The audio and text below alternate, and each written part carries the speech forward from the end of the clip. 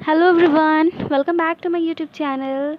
Today in this video we are going to discuss agriculture of class 8 geography, and in this video you will see the detailed explanation of this chapter and topic wise discussion.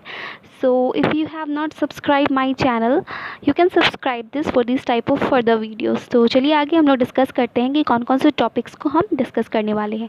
तो सबसे पहले जो हमारा topic आने वाला है that is meaning of agriculture. सबसे पहले मीनिंग ऑफ एग्रीकल्चर को डिस्कस करेंगे, then after types of activities, then different types of agriculture, then types of farming, then nomadic herding. ये चैप्टर थोड़ा बड़ा है, we can not discuss in only one video, that will be too much long, so we will discuss in part wise and this is our part 1। तो आगे चलते हैं और अपनी वीडियो को स्टार्ट करते हैं, पॉइंट वाइज डिस्कस करते हैं।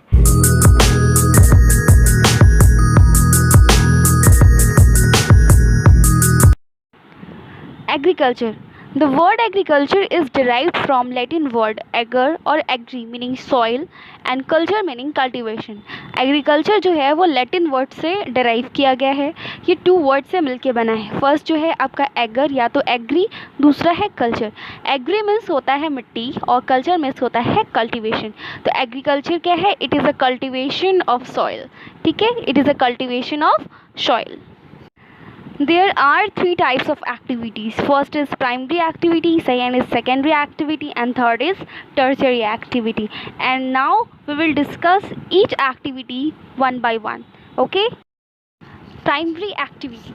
It includes all those connected with extraction and production of natural resources.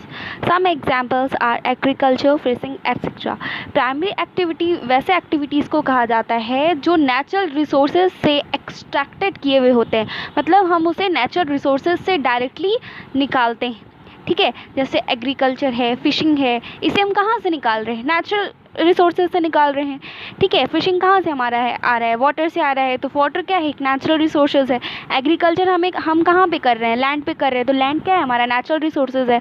ठीक है, तो इस तरह से हमें पता चल रहा है कि प्राइमरी एक्टिविटी वैसे एक्टिविटी को कहा जाता है जो हम डायरेक्टली नेचुरल रिसोर्सेज से एक्सट्रैक्ट करते हैं। Clear? Now, secondary activity. This activity is concerned with the processing of natural resources like manufacturing of steel, baking of breads etcetera. तो हमने सबसे पहले डिस्कस किया जो प्राइमरी एक्टिविटी होती है बेटा, वो क्या होता है? हम उसे नेचुरल रिसोर्सेज से डायरेक्टली ले लेते हैं। लेकिन जो सेकेंडरी एक्टिविटी होती है, जो हम प्राइमरी एक्टिविटी नेचुरल रिसोर्सेज से लेते हैं, उसी से हम रीजनरेट करते हैं। अब जैसे स्टील है, बेकिंग ऑफ ब्रेड है। जैसे अगर हम ब्रेड को बना रहे हैं तो ब्रेड को बनाने के लिए हमें सबसे पहले फ्लोर की ज़रूरत होती है। फ्लोर कहाँ से मिलेगा? हमें गेहूँ से मिलेगा। और गेहूँ हमें कहाँ से मिल रहा है? प्राइमरी एक्टिविटी से मिल रहा है, एग्रीकल्चर से मिल रहा है।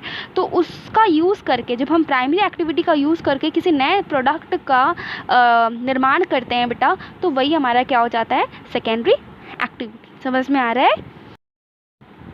Tertiary activity. This activity provides support to primary and secondary sector through services like transport, trade, teaching, etc.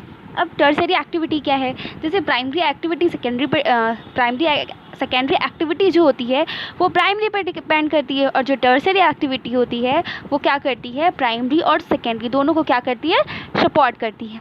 ठीक है, जैसे आपका ट्रांसपोर्ट हो गया, ट्रेड हो गया, टीचिंग हो गया। अगर टर्शियरी एक्टिविटी नहीं होगी तो हमारे पास जो भी प्राइमरी और सेकेंडरी एक्टिविटी है हम उसका यूज़ नहीं कर सकते। तो टर्शियरी एक्टिविटी क्या है? This is activity that provide supports to primary and secondary sector. Okay, now अब हम लोग डिफरेंट टाइप्स ऑफ एग्रीकल्चर को देखेंगे। सबसे पहला है हमारा sericulture. What is sericulture? Commercially rearing of silk worm. जब हम सिल्क वॉर्म को पालते हैं किसी कमर्शियल पर्पज से, तो that is sericulture. Pisciculture, breeding of fish in specially constructed tanks and ponds. Pisciculture क्या है? पेसिकल्चर एक ऐसा एग्रीकल्चर है जिसमें हम क्या करते हैं? फिश को ब्रीड करते हैं, मतलब बहुत सारे फिश को ब्रीडिंग करवाते हैं टैंक्स में या तो पॉन्ड्स में। विटिकल्चर क्या है? Cultivation of grapes. अगर हम ग्रैप्स का कल्टीवेशन कर रहे हैं, that is viticulture. And horticulture क्या है? Growing of vegetables, fruits and flowers for commercial use.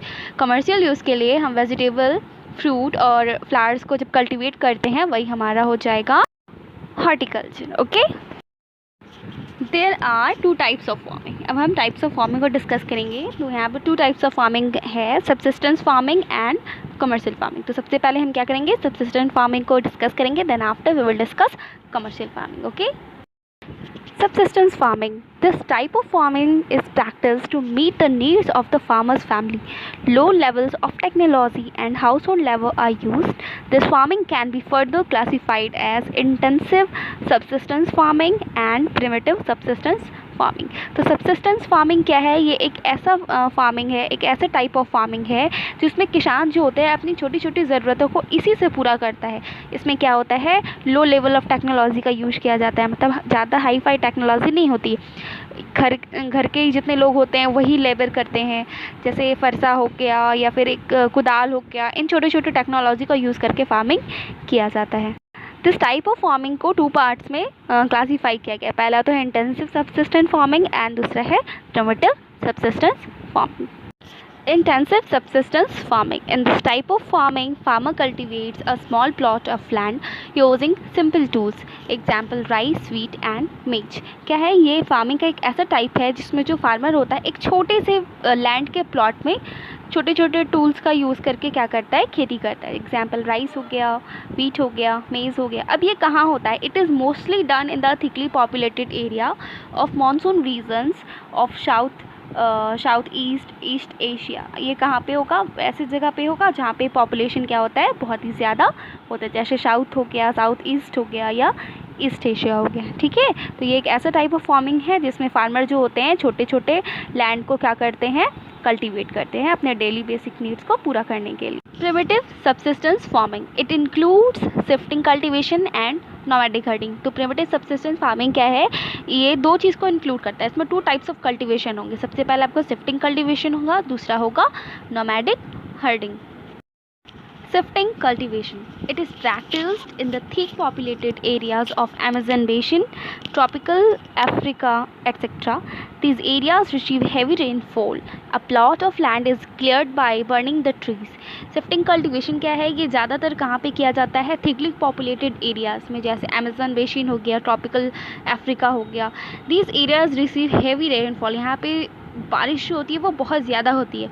A plot of land is cleared by burning the trees. क्या करते हैं ये लोग, वहाँ पे जितने भी ट्रीज़ होते हैं, एक छोटे से एरिया में जितने भी ट्रीज़ होते हैं उनको जला देते हैं। उसके बाद the ashes are then mixed with the soil and crops.